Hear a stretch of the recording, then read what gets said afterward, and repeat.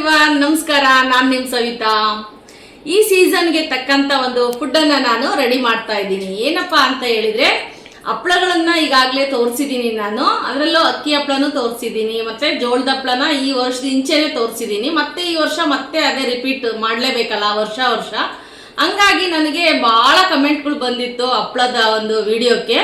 ಅದರಲ್ಲಿ ಕೇಳಿದ್ರು, ಹಪ್ಪಳದ ಖಾರ ಯೂಸ್ ಮಾಡ್ತೀರಾ, ನೀವು ರವೆ ಹಾಕ್ತೀರಾ, ಮತ್ತೆ ಸಬ್ಬಕ್ಕಿ ಹಾಕ್ತೀರಾ, ಅಥವಾ ಬೆಳ್ಳುಳ್ಳಿ ಯಾಕೆ ಹಾಕ್ತೀರಾ, ಹಾಕ್ಬಾರ್ದು, ಇದೆಲ್ಲ ಕೇಳಿದ್ರು.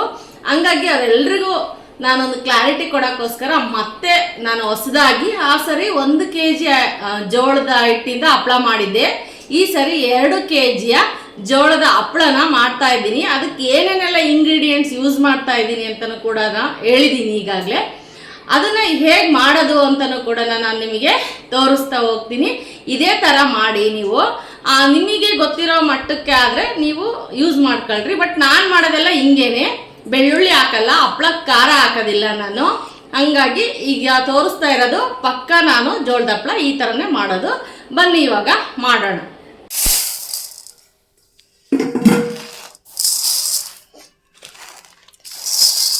ಇಲ್ಲಿ 2 kg ಜೋಳನೂ ಕೂಡ ತೊಗೊಂಡಿದ್ದೀನಿ. ಅಲ್ಲೇ ಜೋಳದ ಹಪ್ಪಳ ನಾನು ಅಲ್ಲೇ ಆಲ್ರೆಡಿ ಮಾಡಿದ್ದೀನಿ. ಇನ್ನೊಮ್ಮೆ ತೋರಿಸ್ತೀನಿ, ಅದರದ್ದು ಬೇಡಿಕೆ ಭಾಳ ಕೇಳಿದ್ದಾರೆ. ಹಾಗಾಗಿ ಇನ್ನೊಂದು ಸರಿನೂ ಮಾಡ್ತಾಯಿದ್ದೀನಿ. 2 ಸೇರು ಜೋಳ ತೊಗೊಂಡಿದ್ದೀನಿ. ಅದಕ್ಕೂ ಕೂಡ ಅಷ್ಟೇ 1-2 ಟೇಬಲ್ ಸ್ಪೂನಷ್ಟು ಮೆಣಸನ್ನು ಹಾಕ್ತಾಯಿದ್ದೀನಿ. ಹಾಗೆ 2 ಟೇಬಲ್ ಸ್ಪೂನಷ್ಟು ನಾನಿಲ್ಲಿ ಕೊತ್ತಂಬರಿನೂ ಕೂಡ ಯೂಸ್ ಮಾಡ್ತಾಯಿದ್ದೀನಿ. ಇಷ್ಟು ಹಾಕಿ ಜಿನ್ ಮಾಡಿಸ್ಕೊಂಡು ಬರೋಣ. ಆಮೇಲೆ ಮಿಕ್ಕ ಐಟಮ್ಗಳೆಲ್ಲ ಏನು ಹಾಕ್ತೀನಿ ಅಂತೇಳಿ ನಾನು ತೋರಿಸ್ತೀನಿ. ಬನ್ನಿ ಇವಾಗ ನಾನು ಜೋಳದ ಹಿಟ್ಟು ಎಲ್ಲನೂ ಕೂಡ ಜಿನ್ ಮಾಡಿಸಿದ್ದೀನಿ. ಜಿನ್ ಮಾಡಿಸುವಾಗ ನಾನು ಅದಕ್ಕೆ ಏನೇನೆಲ್ಲ ಇಂಗ್ರೀಡಿಯೆಂಟ್ ಹಾಕಿದ್ದೀನಿ ಅಂತೇಳಿ ತೋರಿಸಿದ್ದೀನಿ. ಇನ್ನೊಮ್ಮೆ ಕೂಡ ನಾನು ಹೇಳ್ತೀನಿ. ನಾನು 2 ಟೇಬಲ್ ಸ್ಪೂನು 2 kg ಜೋಳಕ್ಕೆ 2 ಟೇಬಲ್ ಸ್ಪೂನ್ ಕೊತ್ತಂಬರಿ ಹಾಕಿದ್ದೀನಿ, 1 ಟೇಬಲ್ ಸ್ಪೂನ್ ಮೆಣಸನ್ನು ಹಾಕಿ ಜಿನ್ ಮಾಡಿಸಿದ್ದೀನಿ. ಇದು 2 kg ಹಿಟ್ಟು. ಉಜ್ಜೋದಕ್ಕೆ ನೀವು ಮನೆಯಲ್ಲಿರೋ ಅಕ್ಕಿ ಹಿಟ್ಟನ್ನು ಕೂಡ ಯೂಸ್ ಮಾಡ್ಕೋಬೋದು, ಅಥವಾ ಇದೇ ಹಿಟ್ಟಲ್ಲಾದರೂ ಉಜ್ಕೋಬೋದು. ಎರಡೂ ಕೂಡ ಚೆನ್ನಾಗಿರುತ್ತೆ. ಅದಕ್ಕೆ ಮಸಾಲೆಗೆ ಏನೇನೆಲ್ಲ ತೊಗೊಂಡಿದ್ದೀನಿ, ಇಲ್ಲಿ ಹಸಿ ಖಾರ ಅಂದರೆ ಹಸಿರು ಮೆಣಸಿನ್ಕಾಯಿನ ಯೂಸ್ ಮಾಡಿಕೊಂಡು ಹಪ್ಪಳನ ಮಾಡ್ತಾ ಇದ್ದೀನಿ. ಹಂಗಾಗಿ 2 kg ಹಿಟ್ಟಿಗೆ 1/4 kg ಅಷ್ಟು ಹಸಿ ಮೆಣಸಿನ್ಕಾಯಿ ತೊಗೊಂಡಿದ್ದೀನಿ. 4 ದಪ್ಪನೆ ಈರುಳ್ಳಿನೂ ಕೂಡ ಇಟ್ಕೊಂಡಿದ್ದೀನಿ. ಹಾಗೆಯೇ 1 ಹಿಡಿಯಷ್ಟು ಕರ್ಬೇವಿನ ಸೊಪ್ಪು ಕೂಡ ನೆರಳಲ್ಲೇ ಒಣಗಿಸಿಟ್ಕೊಂಡಿರೋ ಕರ್ಬೇವಿನ ಸೊಪ್ಪು ಕೂಡ ತೊಗೊಂಡಿದ್ದೀನಿ. ಹಾಗೆ 1 ನಿಂಬೆಹಣ್ಣಿನ ಗಾತ್ರದ ಹುಣಸೆಹಣ್ಣು ಕೂಡ ತೊಗೊಂಡಿದ್ದೀನಿ. ನಾವಿಲ್ಲಿ ಅಕ್ಕಿ ಹಪ್ಪಳಕ್ಕೆ ಇದನ್ನು ಯೂಸ್ ಮಾಡೋದಿಲ್ಲ, ಜೋಳದ ಹಪ್ಪಳ ಮಾಡಿದರೆ ಹುಳಿ ಬೇಕೇ ಬೇಕು. ಹಂಗಾಗಿ ನಾನು 1 ನಿಂಬೆಹಣ್ಣಿನ ಗಾತ್ರದ ಹುಣಸೆಹಣ್ಣು ತೊಗೊಂಡಿದ್ದೀನಿ 2 kg ಹಪ್ಪಳಕ್ಕೆ. ಹಾಗೆ ರುಚಿಗೆ ತಕ್ಕಷ್ಟು ಉಪ್ಪನ್ನು ಕೂಡ ನಾನು ಸೇರಿಸ್ತೀನಿ, ಮಾಡಬೇಕಾದ್ರೆ ತೋರಿಸ್ತೀನಿ ಎಷ್ಟು ಹಾಕ್ತೀನಿ ಅಂತ. ಹಾಗೆಯೇ 2 ಟೇಬಲ್ ಸ್ಪೂನ್ ಜೀರಿಗೆ ಯೂಸ್ ಮಾಡ್ತಾ ಇದ್ದೀನಿ, 1/4 ಟೇಬಲ್ ಸ್ಪೂನ್ ಅಜ್ವಾನ. ಇದು ಜಾಸ್ತಿ ಹಾಕೋಂಗಿಲ್ಲ. ಹಂಗಾಗಿ ಇದನ್ನೆಲ್ಲ ಬಳಸ್ಕೊಂಡು ನಾನು ಜೋಳದ ಹಪ್ಪಳನ ಹೇಗೆ ಮಾಡೋದು ಅಂತ ಬನ್ನಿ ಮಾಡೋಣ. ಬನ್ನಿ ಇವಾಗ ನಾವು ಹಪ್ಪಳದ ಮುದ್ದೆ ಮಾಡೋದಕ್ಕೆ ಒಂದು ದಪ್ಪ ತಳದ ಒಂದು ಪಾತ್ರೆನ ತಗೊಂತಾ ಇದ್ದೀನಿ. ಇವಾಗ ಇದಕ್ಕೆ 2 ಸೇರು ಜೋಳದ ಹಿಟ್ಟಿನ ಹಪ್ಪಳಕ್ಕೆ ನಾನು ಇಲ್ಲಿ ಮೆಜರ್ಮೆಂಟಲ್ಲಿ ನೀರು ಹೇಳ್ತೀನಿ ನೋಡಿ, ನೀವು ಅದೇ ಥರ ಹಾಕ್ಕೊಳ್ರಿ. 2 ಸೇರಿನಕ್ಕೆ 4 ಸೇರು ನೀರು ಹಾಕ್ಬೇಕು. ಅಂದರೆ 4 ಲೀಟ್ರ್ ಅಷ್ಟು ನೀರನ್ನು ಹಾಕಬೇಕು. ಇದು 1 ಲೀಟ್ರ್ ಕರೆಕ್ಟಾಗಿ ಹಿಡಿಯುತ್ತೆ ನನ್ನ ಅಳತೆ ಇದು. ಹಂಗಾಗಿ ಇದರಲ್ಲಿ 4 ತಮ್ಗೆ ನಾನು ನೀರನ್ನು ಹಾಕ್ತಾ ಇದ್ದೀನಿ.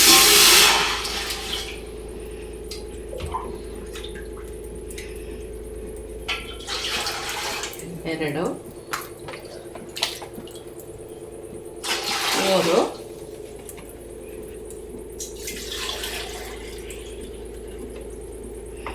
4 ತಮ್ಗೆ ನೀರನ್ನ ಹಾಕ್ತಾ ಇದ್ದೀನಿ. ಖಾಲಿ ನೀರನ್ನ ಕುದಿಸ್ಬಾರ್ದು.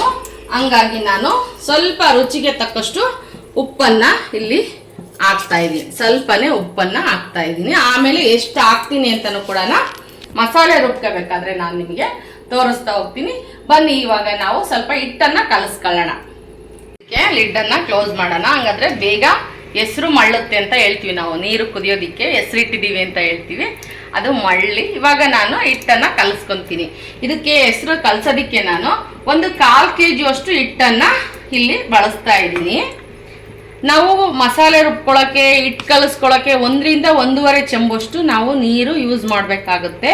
ಹಂಗಾಗಿ 4 ಚೆಂಬು ನೀರನ್ನು ನಾನು ಕುದಿಯೋದಕ್ಕೆ ಇಟ್ಟಿದ್ದೀನಿ. ಇವಾಗ ನೋಡಿ, ನಾನು ಇಲ್ಲೊಂದು 1/4 kg ಹಿಟ್ಟನ್ನು ನಾನು ಇವಾಗ ಕಲಿಸ್ಕೊತಾ ಇದ್ದೀನಿ.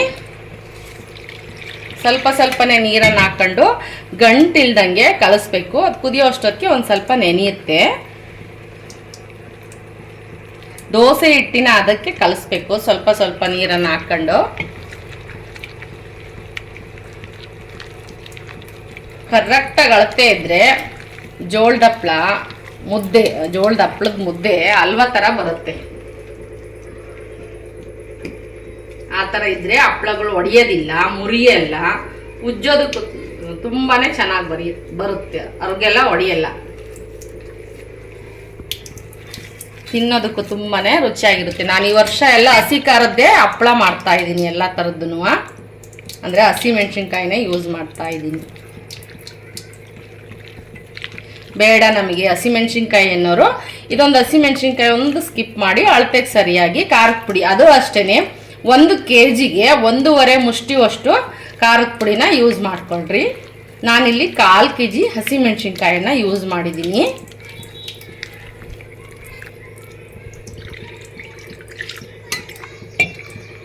ತೋರಿಸ್ತೀನಿ ನಾನು ಯಾವ ಥರ ಇಟ್ಟು ಕಲಿಸ್ತಿದ್ದೀನಿ ಅಂತ. ನೀರು ಮಳ್ತಾ ಇದೆ. ಇವಾಗ ಇದಕ್ಕೆ ಏನು ಹೆಸರು ಕಲಸಿದ್ದೀವಲ್ಲ ಅದನ್ನು ಹಾಕೋಣ.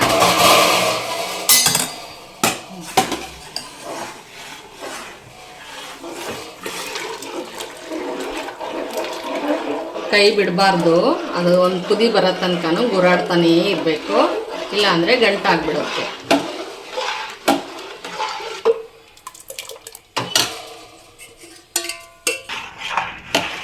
ನೋಡಿ ಕುದಿಲಿ ಚೆನ್ನಾಗಿದು. ಮಾಡಬೇಕಾದ್ರೆ ಒಂದು ಅರ್ಧ ಲೋಟ 1 ಲೋಟ ನೀರು ಹೆಚ್ಚು ಕಮ್ಮಿನೂ ಆಗುತ್ತೆ, ನೋಡಿಕೊಂಡು ಹಾಕ್ಕೊಳ್ಳಿ. ಅಕ್ಕಿ ಹಪ್ಪಳಕ್ಕೆ ಕರೆಕ್ಟಾಗಿ ಇರಬೇಕು ಅಳತೆ ಎಲ್ಲನೂ. ಜೋಳದ ಹಪ್ಪಳ ಆದರೆ ಸ್ವಲ್ಪ ನೀರನ್ನು ಹಿಡಿಯುತ್ತೆ ಜಾಸ್ತಿನೇ, ಹಂಗಾಗಿ ಒಂದು ಅರ್ಧ ಚೆಂಬು 1 ಲೋಟ ಹೆಚ್ಚು ಕಮ್ಮಿ ಆಗುತ್ತೆ, ನೋಡಿ ಹಾಕ್ಕೊಳ್ರಿ. ಇನ್ನೊಂದು ಸ್ವಲ್ಪ ನೀರನ್ನು ಸೇರಿಸೋಣ. ಸ್ವಲ್ಪ ಚೆನ್ನಾಗಿ ಕುದಿಲಿ, ಅಷ್ಟರೊಳಗೆ ಮಸಾಲೆ ಎಲ್ಲ ರೆಡಿ ಮಾಡ್ಕೊಳ್ಳೋಣ. ಇವಾಗ ಲಿಡ್ಡನ್ನು ಕ್ಲೋಸ್ ಮಾಡ್ತೀನಿ.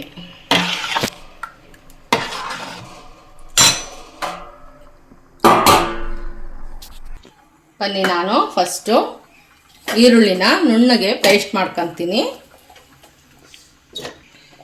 ಏನು ಅಕ್ಕಿ ಹಪ್ಪಳಕ್ಕೆ ನಾನು ಯೂಸ್ ಮಾಡಿದ್ದೀನೋ ಅದೇ ಇಂಗ್ರೀಡಿಯೆಂಟ್ಸು. ಅದರಲ್ಲಿ ಇದೊಂದು ಹುಣಸೆಹಣ್ಣು ಮಾತ್ರ ಎಕ್ಸ್ಟ್ರಾ ಇದೆ. ಅಕ್ಕಿ ಹಪ್ಪಳಕ್ಕೆ ನಾವು ಹುಣಸೆಹಣ್ಣನ್ನು ಹಾಕೋದಿಲ್ಲ, ಜೋಳದ ಹಪ್ಪಳಕ್ಕೆ ಬೇಕು ಹುಳಿ.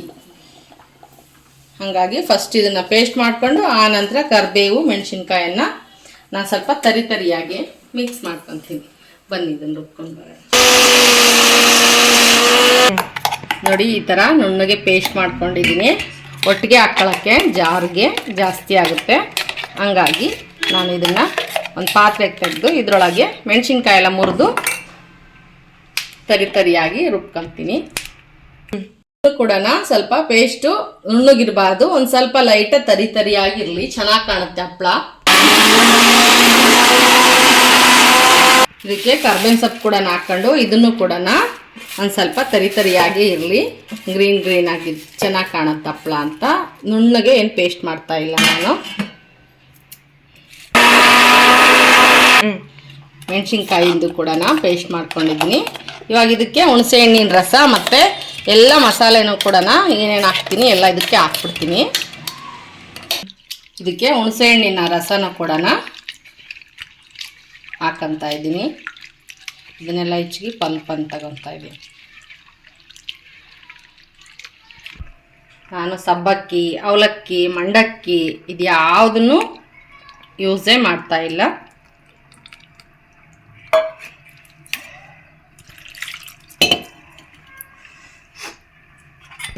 ಕೆಜಿಗೆ 1 ಮುಷ್ಟಿ ಅಂತೆ ಉಪ್ಪನ್ನು ನಾನು ಇವಾಗ ಹಾಕ್ತೀನಿ. ರುಚಿಗೆ ಎಷ್ಟು ಒಂದು ಅರ್ಧ ಟೇಬಲ್ ಸ್ಪೂನಷ್ಟು ನೀರಿಗೆ ಹಾಕಿದ್ದೆ. ನೋಡಿ, ಒಂದು ಸೇರಿ 1 ಮುಷ್ಟಿ ಉಪ್ಪು ಅಂತ ನೋಡಿ, 1 ಮುಷ್ಟಿ ಅಲ್ಲೊಂದು ಸ್ವಲ್ಪ ಹಾಕಿರೋದ್ರಿಂದ ಲೂಸಾಗಿ ಹಾಕ್ತಾಯಿದ್ದೀನಿ ನಾನು. 2 ಮುಷ್ಟಿ ಉಪ್ಪು, ಇಷ್ಟು ಸಾಕು ರುಚಿಗೆ. ಸ್ವಲ್ಪ ಉಪ್ಪು ತಿಂತೀವಿ ನಾವು, ಪರವಾಗಿಲ್ಲ. ಅಂದರೆ ಆರಿದ ಮೇಲೆ ಗೊತ್ತಾಗೋದು ಉಪ್ಪು ಖಾರ ಎಲ್ಲ ಹಪ್ಳದ್ದು, ಹಾಗಾಗಿ ನೋಡ್ಕೊಂಡೆ ಹಾಕ್ಕೊಳ್ರಿ. ಹಪ್ಳ ಮುದ್ದೆ ತಿಂದು ಬೇಕಂದ್ರೆ ನೀವು ಕಮ್ಮಿ ಆಗುತ್ತೆ ಹುಳಿ ಉಪ್ಪು ಅಂತಂದರೆ ಏನು ನಾದ್ಕೊಂಡು ಉರುಳಿ ಮಾಡ್ಕೋಬೇಕಾದ್ರೆ ಕೈಗೆ ಹುಳಿ ಉಪ್ಪನ್ನು ಹಾಕ್ಕೊಂಡು ಕೂಡ ಬಿಲ್ಲೆನ ಮಾಡ್ಕೋಬೋದು. ಈ ರೀತಿಯಾಗಿ ನಾನು ಮಸಾಲೆ ಎಲ್ಲ ರೆಡಿ ಮಾಡಿಕೊಂಡು ಇವಾಗ ಏನು ಹಿಟ್ಟನ್ನು ಕಲಸಿದ್ದೀನ ಅದು ಕುದೀತಾ ಇದೆ. ಇವಾಗ ಅದಕ್ಕೆ ಹಾಕೋಣ. ಒಟ್ಟು ದೋಸೆ ಹಿಟ್ಟಿನ ಅದಕ್ಕೆ ಬರಬೇಕು ನಾವು ಕಲಸಿದ ಮೇಲೆ ಖಾರನ ಕುದೀತಾ ಇರೋ ಹಿಟ್ಟು ಅದು ಚೆನ್ನಾಗಿ ಕುದ್ಮೇಲೆ ಹಿಟ್ಟು ಹಾಕೋಣ. ಬನ್ನಿ ಇವಾಗ ನೋಡಿ, ಇವಾಗ ಇದಕ್ಕೆ ಸೇರಿಸ್ತೀನಿ.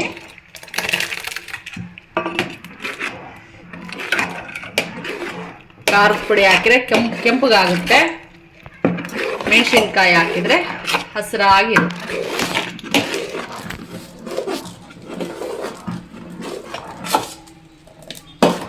ಎಲ್ಲನೂ ಬಳಸ್ಕೊಂಡು ಮಸಾಲೆದೆಲ್ಲನ ಸ್ವಲ್ಪ ಕ್ಲೀನ್ ತೊಳೆದ್ಬಿಟ್ಟು ಹಾಕ್ತೀನಿ. ಒತ್ತಬಾರ್ದು, ಕುರಾಡ್ಕಂತ ಕುದಿಸ್ಬೇಕು. ನೋಡ್ಕೊಂಡು ಕೈ ಆಡ್ತಾ ಇರಬೇಕು. ಇವಾಗೇನು ಗಂಟೇನಾಗಲ್ಲ, ಹೆಸರೆಲ್ಲ ಮಳ್ಳಿ ಹಿಟ್ಟೆಲ್ಲ ಕುದ್ದಿರುತ್ತಲ್ಲ, ಆದ್ರೂ ತಳ ಹಿಡಿಬಾರ್ದು. ಅಷ್ಟು ಚೆನ್ನಾಗಿ ನಾವು ತಿರುಗ್ಕೊಂತ ಇರಬೇಕು. ಇದೆಲ್ಲ ಚೆನ್ನಾಗಿ ಕುದೀತಾ ಇರ್ಬೇಕಾದ್ರೆ ಹಿಟ್ಟು ಹಾಕೋಣ. ಇವಾಗ ಇದು ಕುದೀಲಿ. ಇವಾಗ ಲಿಡ್ಡನ್ನು ಕ್ಲೋಸ್ ಮಾಡ್ತೀನಿ. ಅವಾಗವಾಗ ನೋಡ್ಕೊತಾ ಇರಿ, ತಳಕ್ಕೆ ಕುತ್ಕೊಂಡ್ಬಿಡುತ್ತೆ ಒಂದೊಂದು ಸರ್ತಿ.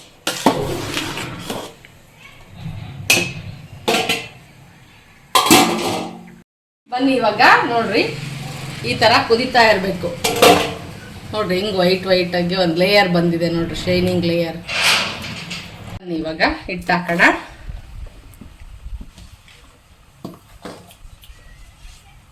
ಮಧ್ಯಕ್ಕೆ ಹಾಕಬೇಕು ಹಿಟ್ಟನ್ನು. ಕಮ್ಮಿ ಆದರೆ ಸ್ವಲ್ಪ ಹಾಕ್ಕೊಳ್ರಿ ಕೂಡಿಸ್ಬೇಕಾದ್ರೆ. ಇದರಲ್ಲೇ ಉಜ್ಜಕ್ಕೂ ಕೂಡ ಒಂದು 1/4 kg ಅಷ್ಟು ಹಿಟ್ಟು ಅಷ್ಟು ಹೋಗೋದಿಲ್ಲ. ಒಂದು ಬೌಲಷ್ಟು ಆದರೆ ಸಾಕು 2 kg ಹಪ್ಪಳ ಉಜ್ಜೋದಕ್ಕೆ. ನೋಡಿ ಇಷ್ಟ ಹಿಟ್ಟನ್ನು ಮಿಕ್ಕಿಸ್ತೀನಿ. ಬೇಕು ಅಂದರೆ ಇದನ್ನು ಹಾಕ್ತೀನಿ. ಅಕ್ಕಿ ಹಿಟ್ಟಿರುತ್ತಲ್ಲ ಅದರಲ್ಲೂ ಕೂಡ ನಾವು ಉಜ್ಕೋಬೋದು. ಇದು ಕೂಡಿಸ್ಬೇಕಾದ್ರೆ ನೋಡೋಣ ಎಷ್ಟು ಹಿಟ್ಟು ಹಿಡಿಯುತ್ತೆ ಅಂತೇಳಿ.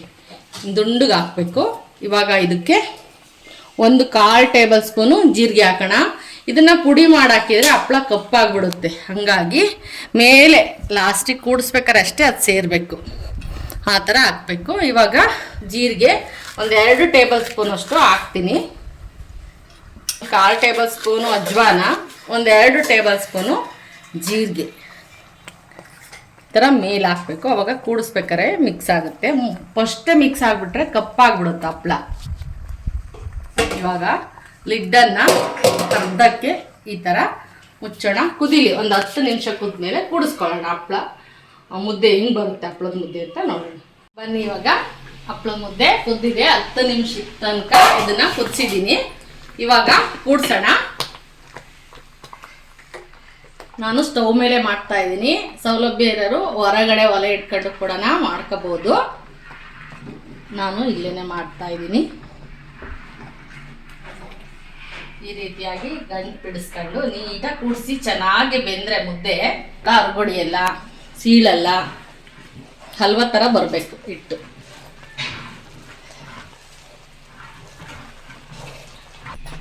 ಇವಾಗ ಏನು ಮಿಕ್ಸ್ ಇದ್ವಲ್ಲ ಅದು ಹಿಟ್ಟನ್ನು ಕೂಡ ಹಾಕ್ತಾ ಇದ್ದೀನಿ. ಇನ್ನೊಂದು ಸ್ವಲ್ಪ ಹಿಟ್ಟು ಬೇಕು ಅನ್ನಿಸ್ತು, ಹಂಗಾಗಿ ಉಜ್ಜಕ್ಕೆ ಅಕ್ಕಿ ಹಿಟ್ಟನ್ನು ಬಳಸೋಣಂತೆ. ಕೂಡಿಸಿದ ನಂತರ ಸ್ವಲ್ಪ ಹೊತ್ತು ಸಣ್ಣ ಉರಿಲಿ 5 ನಿಮಿಷ ಅಳ್ಕೋಬೇಕು. ಯಾಕೆಂದರೆ ಈಗ ಸ್ವಲ್ಪ ಹಿಟ್ಟು ಕೂಡ ಹಾಕಿದ್ದೀನಿ. ಹಾಕಿದ್ರು ಹಾಕದೇ ಇದ್ರು ಒಂದ್ಸರಿ ಎಲ್ಲ ಕೂಡಿಸಿದ ಮೇಲೆ 5 ನಿಮಿಷ ಅವೆಗೆ ಬಿಡಬೇಕು. ಹಂಗೆ ಹಿಟ್ಟನ್ನು ಸ್ವಲ್ಪ ಮುಚ್ಚಿ 5 ನಿಮಿಷ ಬಿಡ್ತೀನಿ. ಆಮೇಲೆ ಮುದ್ದೆಗಳನ್ನ ಕಟ್ಟೋಣ. ಕೆಳಗಿಳಿಸ್ಕೊಂಡು ಈ ಥರ ಎಲ್ಲ ನೀಟಾಗೆ ಗಂಟಿಲ್ದಂಗೆ ಸಣ್ಣ ಪುಟ್ಟವೇನಾದರೂ ಇದ್ದರೆ ಚಿಟಿಕೆ ಹಾಕ್ಕೊಂಡು ನಾವು ಮುದ್ದೆನ ಕಟ್ಕೋಬೇಕು.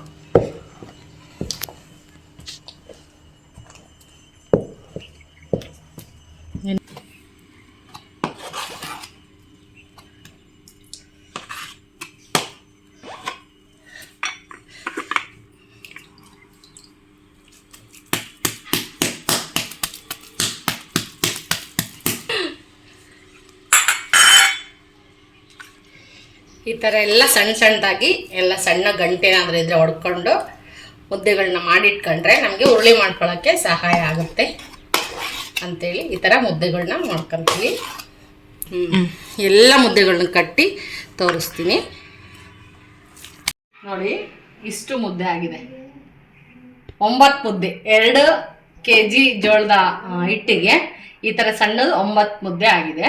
ಇವಾಗ ಒಂದೊಂದೇ ತಗೊಂಡು ನಾನು ಉರುಳಿನ ತೆಗ್ದಾಕ್ತೀನಿ ಹಪ್ಪಳ ಮಾಡೋದಕ್ಕೆ.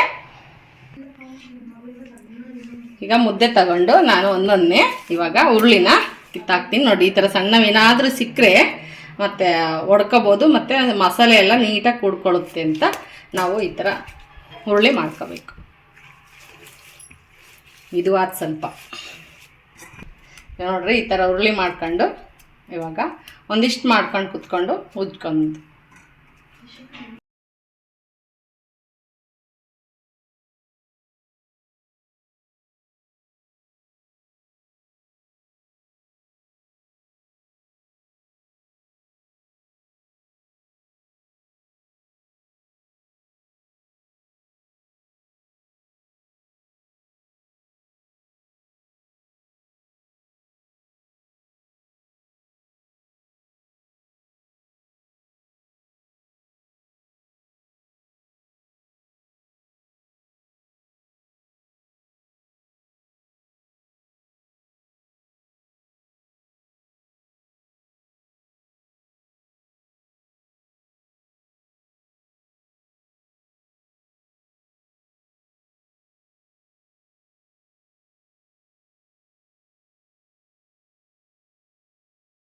ನೋಡ್ತಾ ಇರ್ಬೋದು ನೀವು. ನೋಡಿ ನಾನು 2 ಸೇರು ಜೋಳದ ಹಪ್ಪಳವನ್ನು ಮಾಡಿದ್ದೀನಿ.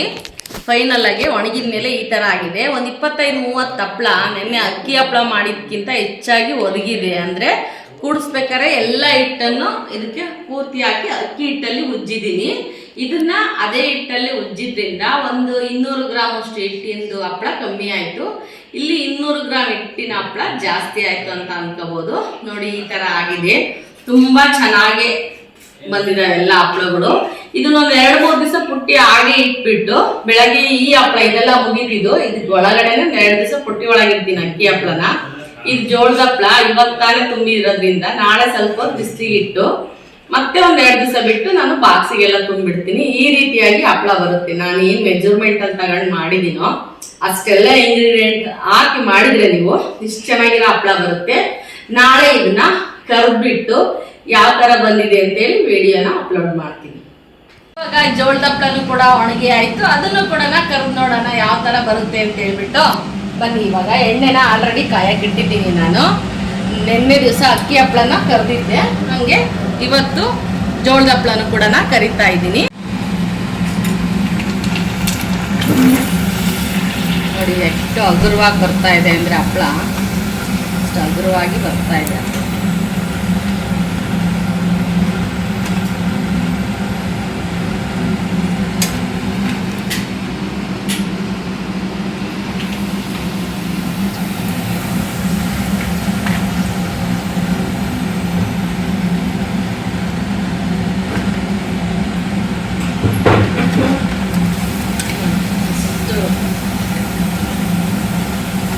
ಅಳ್ಕೊಂಡು ಬರ್ತಾ ಇದೆ ನೋಡಿ, ಎಷ್ಟು ಹಗುರವಾಗಿ ಬರ್ತಾ ಇದ್ದಾವೆ ಹಪ್ಪಳಗಳು.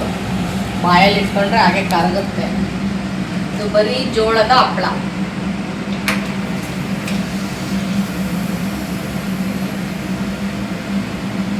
ಸೂಪರಾಗಿ ಬರುತ್ತೆ. ಮಾಡ್ಕೊಳ್ಳಿ ಎಲ್ಲ. ಇದೇ ಮೆಜರ್ಮೆಂಟಲ್ಲಿ ಮಾಡ್ಕೊಂಡ್ರೆ ತುಂಬಾ ಚೆನ್ನಾಗಿ ಬರುತ್ತೆ. ಹಾಗೆಯೇ ನಾನು ವಿಡಿಯೋ ಇಷ್ಟ ಆದರೆ ಹೊಸದಾಗಿ ನೋಡ್ತಾ ಇರೋದು ಸಬ್ಸ್ಕ್ರೈಬ್ ಮಾಡ್ಕೊಳ್ಳಿ. ಹಾಗೆಯೇ ನಾನು ನೆಕ್ಸ್ಟ್ ವಿಡಿಯೋದಲ್ಲಿ ನಿಮಗೆ ಮತ್ತೆ ಸಿಗ್ತೀನಿ. ಹಾಗೆಯೇ ಟೇಸ್ಟ್ ಮಾಡಿ ಕೂಡ ಹೇಳ್ತೀನಿ ನಾನು ನಿಮಗೆ.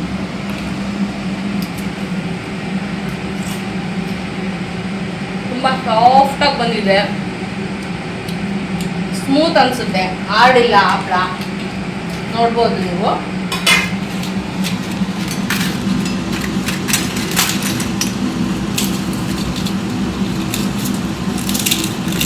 ನೋಡಿ ಕೈಗೆ ಸ್ವಲ್ಪ ಎಣ್ಣೆನೇ ಹಿಡಿಯಲ್ಲ ಹಪ್ಪಳ, ಅಷ್ಟು ಚೆನ್ನಾಗಿ ಬರುತ್ತೆ. ಇಷ್ಟೇ ಅಂತ ನನ್ನ ವಿಡಿಯೋ